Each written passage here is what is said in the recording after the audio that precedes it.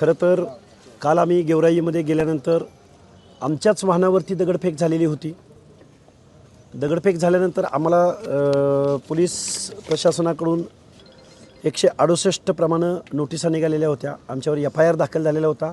आम्ही सकाळी मीडियाकडूनही ते ऐकलं, तेव्हा आम्ही पोलीस स्टेशनला जाऊन त्यांच्याशी संवाद साधून आमच्या डोक्यात होतं की अटक व्हायची, कारण आम्ही कायदा सुव्यवस्था पाळणारी माणसं आहोत, पोलीस प्रशासनाला सहकार्य करणारी माणसं आहोत। पुढं तोच तुम्ही काही सुप्रीम कोर्टाच्या हायकोर्टाचे जजमेंट सोबत आणलेले, त्या संदर्भातलं एक पुस्तक आणलेलं आहे। मी साधारणपणे 4 जजमेंट दाखवले, तर ते काय आहेत जजमेंट, कुठले कुठले त्याच्याबद्दल थोडंसं। हे बघा, आत्ताचा जो एक संघर्षाचा आणि वादाचा मुद्दा या महाराष्ट्रामध्ये आहे, तो वादाचा मुद्दा असा आहे की आम्ही ओबीसी आंदोलक असं म्हणत आहोत की ओबीसीमध्ये जर या महाराष्ट्रामध्ये एक शासनकर्ती जमात म्हणून, डॉमिनेटिंग कास्ट म्हणून आणि या महाराष्ट्राचा गावगाडा एक त्याच्यामधला मुखिया, गावडा, पाटील, देशमुख, गावच्या उपजाऊ जमिनीचा हिस्सा धारण करणारा आणि गाव रन करणारा एक प्रशासक म्हणून महाराष्ट्रामध्ये जर कोण गणला गेला असेल तर त्या समाजाचं नाव आहे मराठा समाज। आणि मग मराठा समाज हा सोशली बॅकवर्ड कसा असू शकतो, तर ते असण्याचं कारण नाही। प्रश्न असा उरतो, जर मराठा समाज, जर ओबीसी कुणाला म्हटलं गेलं, other backward classes, BC backward classes, हिंदीमध्ये पिछडा वर्ग, जो पिछडा आहे, जो इथल्या सिव्हिलायझेशनमध्ये पिछडा आहे, जो इथल्या लोकल बॉडीजमध्ये पिछडा आहे, जो शिक्षणामध्ये पिछडा आहे, जो नोकऱ्यामध्ये पिछडा आहे आणि परत या महाराष्ट्राच्या व्यवस्थेमध्ये त्या जातीमध्ये जन्माला आल्या कारणानं त्याला इथल्या निर्णय प्रक्रियेमध्ये स्थान मिळत नाही, त्याला मान सन्मान मिळत नाही, त्याला इज्जत मिळत नाही आणि त्याचं जे काही त्याच्या अंगामध्ये कला कौशल्य, गुण किंवा त्याच्यामध्ये कारागिरी आहे, त्याच्या त्या व्यवसायामुळं त्याला एक दुय्यम वागणूक या माझ्या महाराष्ट्रामध्ये मिळाली। अशा जातींना या महाराष्ट्रामध्ये ओबीसीचं मंडल आयोगाप्रमाणे रिझर्वेशन भेटलं।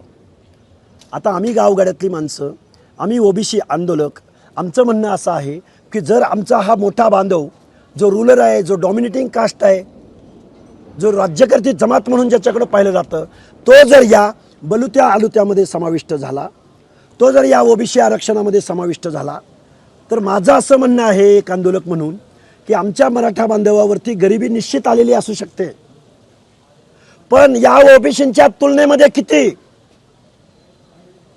जर ओबीसींना हे ओबीसीचं reservation, those are socially backward, ज्यांच्या बाबतीमध्ये सोशल डिस्क्रिमिनेशन झालं, ज्यांचं लिटरेचर या महाराष्ट्राच्या भूमीमध्ये दुय्यम दर्जाचं आहे, ज्यांची हिस्ट्री या महाराष्ट्राच्या व्यवस्थेमध्ये, ज्यांची हिस्ट्री कारू नारू, बलुता आलुता, भटके विमुक्त जाती जमाती, विजयंती अ प्रवर्गातले विमुक्त जाती, विजयंती ब प्रवर्गातली भिक्षकरी जमात, विजयंती C प्रवर्गातला मेंढपाळ बांधव, विजयंती D प्रवर्गातला वंजारी, हे यांचं जे प्रोबेशन आहे, यांचं जे सोशल डिस्क्रिमिनेशन आहे, या सगळ्या सोशल डिस्क्रिमिनेशनमध्ये माझा मराठा बांधव कोणतं डिस्क्रिमिनेशन फॉलो करतो हे इथल्या समाजशास्त्रज्ञांनी, अभ्यासकांनी, साहित्यिकांनी स्टेट बॅकवर्ड कमिशनला सांगावं, उच्च न्यायालयाला सांगावं, सर्वोच्च न्यायालयाला सांगावं। आणि हे सांगून झालं, गायकवाड आयोगानं हे सांगितलं, त्यावरती सर्वोच्च न्यायालयानं 650 पानाचं जजमेंट दिलं, तरी सुद्धा 2004चा ओबीसीचं आरक्षण उद्ध्वस्त करणारा GR सुशील कुमार शिंदे ज्यावेळी मुख्यमंत्री होते त्यावेळी मराठा कुणबी आणि कुणबी मराठा एकच आहेत असा ज्यावेळी 2004ला GR निघाला, त्याच दिवशी या सामाजिकदृष्ट्या मागासवर्गीयांचं म्हणजे ओबीसींचं, म्हणजे ओबीसीतल्या पिछड्या वर्गाचं आरक्षण संपुष्टात आलेलं आहे। आता बोलता बोलता एका वाहिनीचे ज्येष्ठ पत्रकारांनी मला काही प्रश्न विचारले आणि मी त्यांना काही संदर्भ देण्याचा प्रयत्न केला। मी सगळी जजमेंट वाचून दाखवणार नाही, पण जवळजवळ माझ्या जवळ एक 4 जजमेंट आहेत। त्यामधलं एक अशोक कुमार ठाकूर विरुद्ध भारत सरकार, मराठा ओबीसीकरण सर्वोच्च न्यायालयानं अमान्य केलेला आहे. दुसरा, मराठा व कुणबी एक नाहीत, सर्वोच्च न्यायालय जगन्नाथ दामोदर होले या निकालावर शिक्कामोर्तब. आता तिसरा, पहिलं जे वाचलं ते म्हणजे पूर्ण वाचा की पहिल्या ठीक. हां, पहिलं जे आहे 10 एप्रिल 2008 मराठा ओबीसीकरण सर्वोच्च न्यायालयाला अमान्य, सुप्रीम कोर्टाला बोलतोय. आता मी त्या डिटेलमध्ये जात नाही कारण हे इंग्लिशमध्ये आहे आणि इंग्लिशमध्ये वाचू शकतो, पण आता मला नंबर पण आहे. दुसरं, आणि कधी मी त्याच्यावरती स्पेशल प्रेस पण करेल. दुसरं आहे जगन्नाथ दामोदर होले या निकालावरचं शिक्कामोर्तब आहे. मराठा व कुणबी एक नाहीत, सर्वोच्च न्यायालय.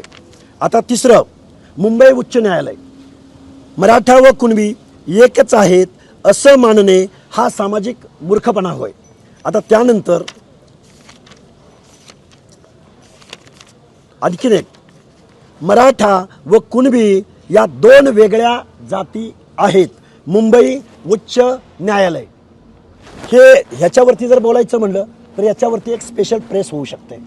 पण गेल्या 2 वर्षाच्या कालावधीपासून मी ज्यावेळी स्टेट बॅकवर्ड कमिशनचा राजीनामा दिला, अनेक वाहिन्यांना मुलाखती दिल्या, अनेक ठिकाणी प्रेस केल्या, पण इथले शासन असेल, प्रशासन असेल, मंत्री असतील, आंदोलक असतील, हे आरक्षणाचं आंदोलन उभं करणारी तज्ज्ञ मंडळी असतील, या मंडळींनी कधीही आमने सामने येऊन या न्यायिक प्रश्नावरती, वस्तुनिष्ठ प्रश्नावरती, माहितीवरती, एखाद्याला आरक्षण का दिलं जातं, कधी दिलं जातं, कुणाला दिलं जातं, त्याचे पॅरामीटर्स काय असतात, तो अधिकार कुणाला असतो, मग स्टेट बॅकवर्ड कमिशनचं संविधानिक स्थान काय, यावरती कोणीही बोलायला तयार नाही.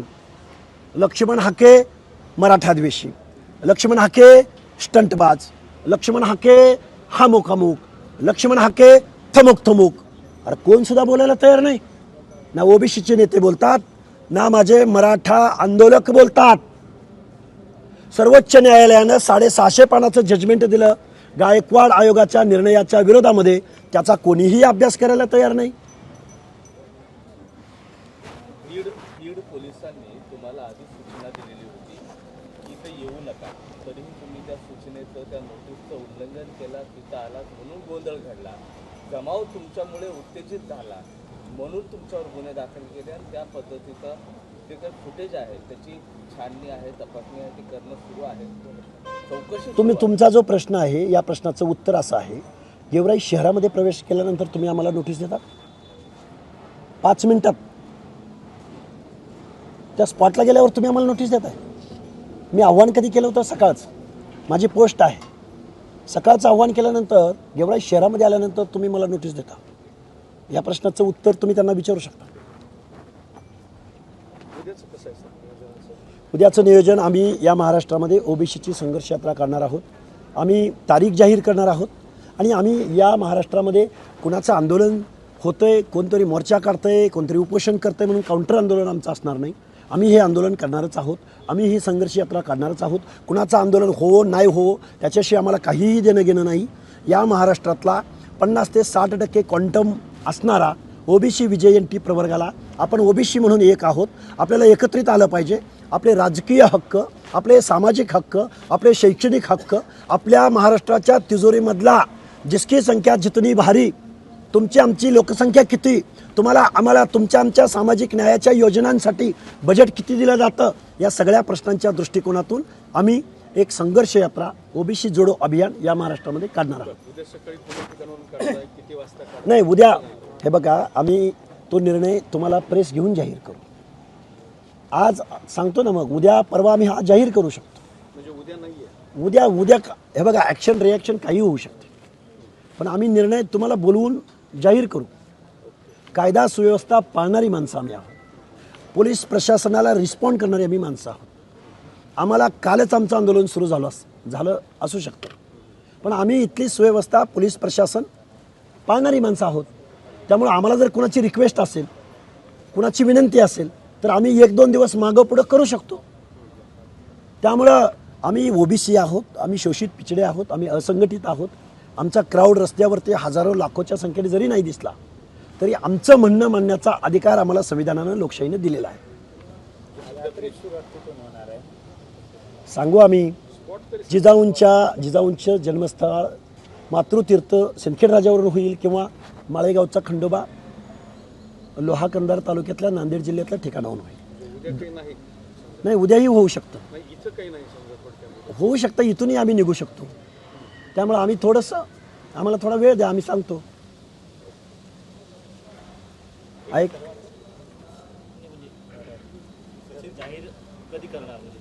एक तास अगोदर तुम्हाला सांगू ना.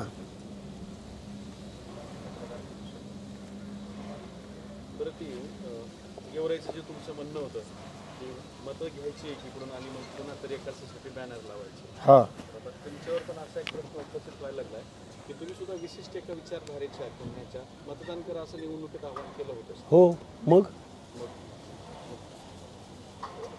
मतदान करा म्हणजे जरंगींना समर्थन देण्यासंदर्भातली तुम्ही बॅनर लावू नका अशी तुमची भूमिका आहे की तुम्ही. हे बघा, माझं म्हणणं काय आहे, आंदोलकांनी कॉमन मॅननं नागरिकानं बॅनर लावणं त्याच्यावरती आमचं ऑब्जेक्शन असायचं कारण नाही. पण संविधानिक पदावरती जो 2-3 लाख मतदारांचं केअरटेकर म्हणून ज्या विधी सदस्यावरती जबाबदारी असते, त्यांनी तशी शपथ घेतलेली असते, त्या माणसांनी किमान पहिल्यांदा ओबीसी बांधवांना आश्वस्त करायला हवं. तुमची भूमिका अशी आहे ना की ओबीसीने ज्यांना मतं दिलीत त्यांनी पण ओबीसीसाठी बोललं पाहिजे, का बोलत नाहीत ते, का येत नाहीत बाहेर असं सुद्धा म्हणतात. हे बघा, आम्ही दुसऱ्याचं कुणाचं आरक्षण मागत नाही. आम्ही आमचं आरक्षण प्रोटेक्ट झालं पाहिजे ही अशी आमची मागणी आहे. आम्ही हिसकावून घेतो, आम्ही उरावर बसून घेतो, का देत नाही? आम्ही SCBC आरक्षणाला विरोध केलाय का? आम्ही EWS आरक्षणाला विरोध केलाय का? आणि समजा उद्या सर्वोच्च न्यायालयाचा एखादा निर्णय आला तर त्याला आम्ही विरोध करू शकतो का? आणि केला तर तो आमचा ग्राह्य धरला जाणार आहे का? तुम्ही म्हणताय की ते दुसऱ्याचं आरक्षण मागता. जरांगे पाटील असं म्हणतात की महाराष्ट्रातले सर्व ऑलरेडी ओबीसी आरक्षणामध्ये गेलेले आहे, फक्त थोडेच बाकी राहिलेले आहेत जे मराठवाड्यातले आहे, त्यांना का विरोध करा? हा गैरसमज असल्यामुळे एक भडकावलं जात आहे. अहो साहेब, काय असतं आरक्षण म्हणजे? आरक्षण म्हणजे काय असतं? आरक्षणाचा अर्थ काय? सगळेच आरक्षणाच्या पारड्यात टाकायचे? जो पिछडा आहे, जो बॅकवर्ड आहे, जो मागं पडलाय स्पर्धेमध्ये, त्याला पुढे घेण्यासाठीचं रिप्रेझेंटेशन आहे. मग मराठा यात टाकलं म्हणजे काय झालं? रिझर्वेशनचा मिनिंग समजून घ्या, अर्थ समजून घ्या. सामाजिक न्यायासह समता. आता काय मी खूप तात्विक आणि संविधानिक बोलतोय? काल तुम्ही आमदार आणि खासदारांचा राजीनामा मागितला होता, मात्र एखादी ग्रामपंचायत तुम्ही लढवावी असं तुम्हाला चॅलेंज आहे. या ठिकाणी खासदार बजरंग सोनवणे यांनी. म्हणजे निवडून आलेलं लय शहाणा आहे असं म्हणायचं का बजरंग सोनवणेला? म्हणजे विचारवंतांना वरिष्ठ सभागृहात जे निवडून येऊ शकत नाहीत, बजरंग सोनवणे या खासदाराला त्याची किती बुद्धी आहे त्या या स्टेटमेंटवरून कळते. म्हणजे नागरिकाला बोलायचा अधिकार नाही, म्हणजे आम्हाला खासदार म्हणून निवडून आल्यावरच मग तुम्ही आमचं ग्राह्य धरणार का? अरे, आमचा देशाला स्वातंत्र्य मिळाल्यापासून आमचा एकही खासदार झाला नाही ना, मग आमची मागणी तुम्ही मान्य नाही करणार? बीड लोकसभा मतदारसंघामध्ये मी ज्या जातीतून, ज्या कम्युनिटीतून बिलॉंग करतो, त्याचा एकही खासदार आजपर्यंत महाराष्ट्रात झाला नाही, मग तुम्ही आमची वेदना मानून घेणार नाही? अरे, हे पण सोशल डिस्क्रिमिनेशन आहे. किती अक्कल शून्य माणूस देशाच्या कायद्याच्या सभागृहात गेलाय त्याचं हे लक्षण आहे. ज्या आमदारांनी समर्थन केलं होतं त्यांचे राजीनामे काल तुम्ही मागितले होते, त्या संदर्भात पुढे काही मुख्यमंत्र्यांकडे मागणी करा. अहो, राजीनामा द्या, जरांगेंना पाठिंबा द्या आणि त्या प्रश्नावरती निवडणुकीला सामोरं जा. ABP माझा, उघडा डोळे बघा नीट.